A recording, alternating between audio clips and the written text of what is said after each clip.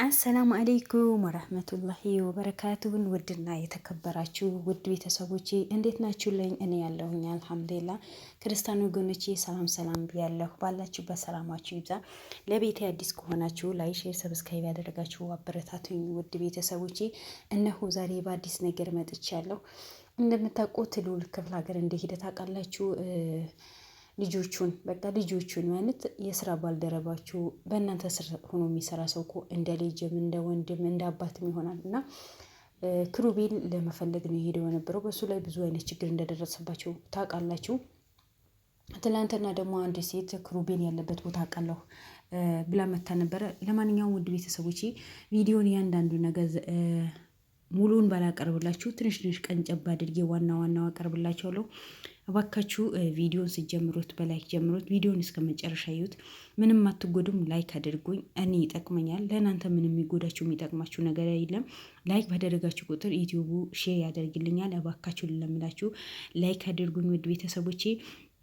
አንዳንድ አስደንጋጭ ነገራቶችን እየተሰሙ ነው። ልዑል ላይ አሞቴዎች ያሴሩት ሴራ በጣም ከባድ የሆነ ሴራ አሲሮበታል።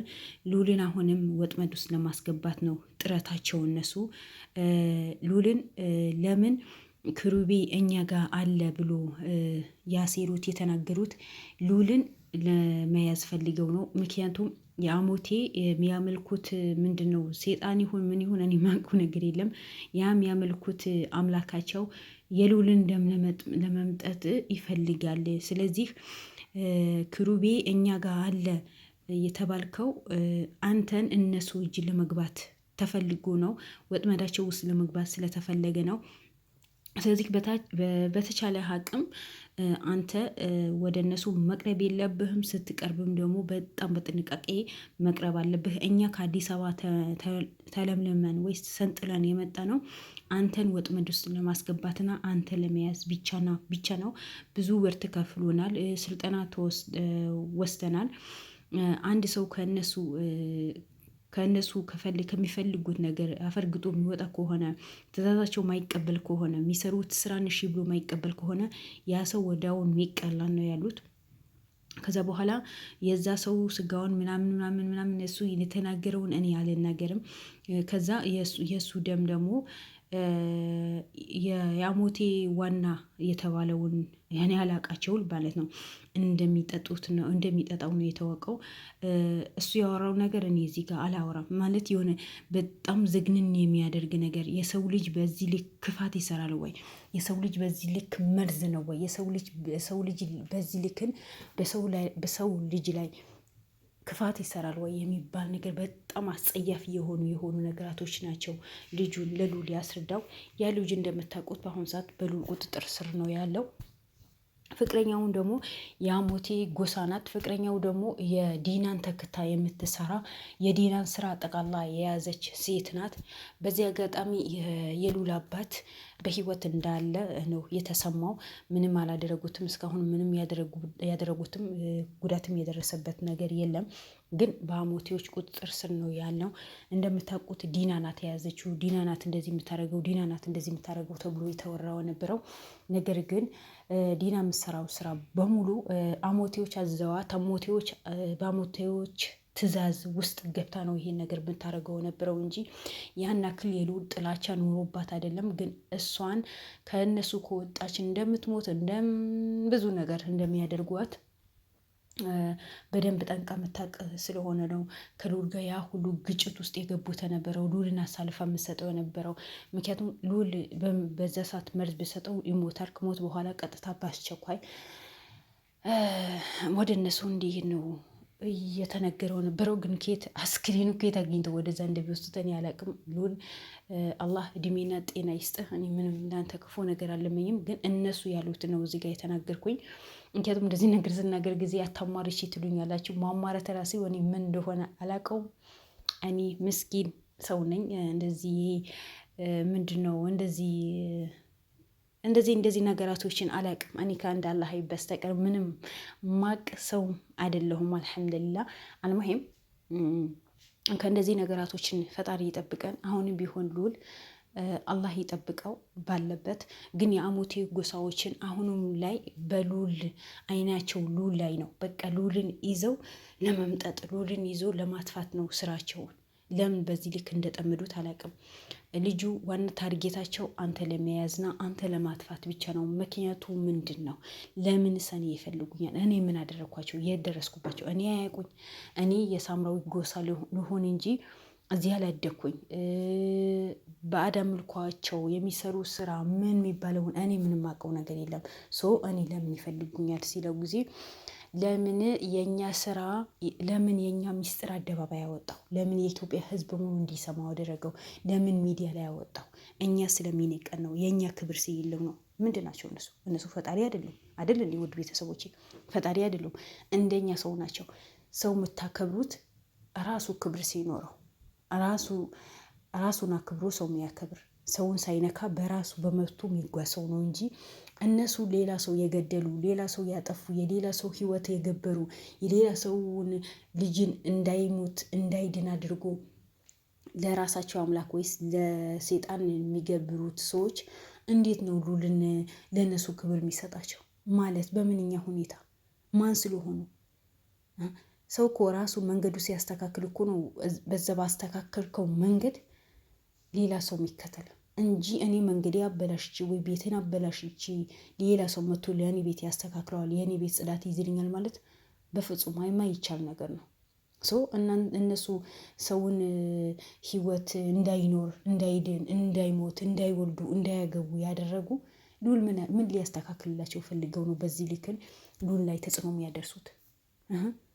ለምን አባቱን እኮ ይህን ያህል ዓመት እኮ ነው አሰቃይተው ያኖሩት ሰዎች እኮ ናቸው።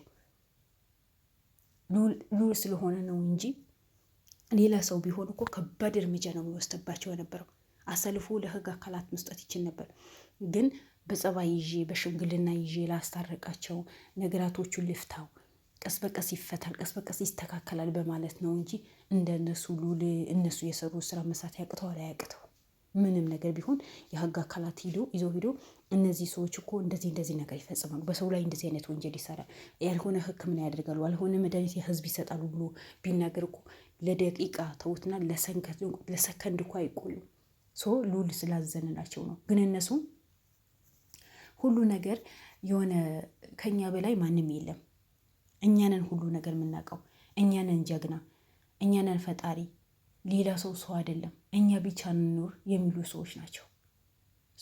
አሁን ዲና ስለሞተች መጀመሪያ በዲና ያሳቡ ነበር። ዲና ናት እንደዚህ ያደረገችው፣ ዲና ናት እንደዚህ ዲና። አሁን ዲና ሞተች የሚባለው ያኔ የተረጋገጠ ነገር የለም። ይሄ ውሸት ሊሆን ይችላል። ዲና ሞተች ተብሎ ሉል ስለተነገረው አመነ። ከዛ በኋላ ነገሩ ይተውታል። እኛ እንደፈለግን የሳምራዊ ጎሳዎችን እንጨፈጨፋቸዋለን፣ ንብረታቸውን እንቀማለን ብሎ እኮ ነው። የዲና መሞቷም የተረጋገጠ ነገር የለም። ለምን እነሱ ሉልን ወጥመድ ውስጥ ለመክተት ያደረጉት ሴራ ሊሆን ይችላል። እንዴት ብትሉኝ ውድ ቤተሰቦቼ፣ የሉል ልጅ እኛ እጅ ላይ ነው ያለው ትሎ ድረስ ነው የተባለው። ያን ግን ምንድነው ዛሬ የተሰማው? አንተ ወጥመድ ውስጥ ለመክተት ነው እንጂ ሉል አልኩኝ ክሩቤል እነሱ ጋር ስላለ አይደለም። የለም እነሱ ጋር እስካሁን ክሩቤል አላገኙትም። እነሱ እጅም አልገባም።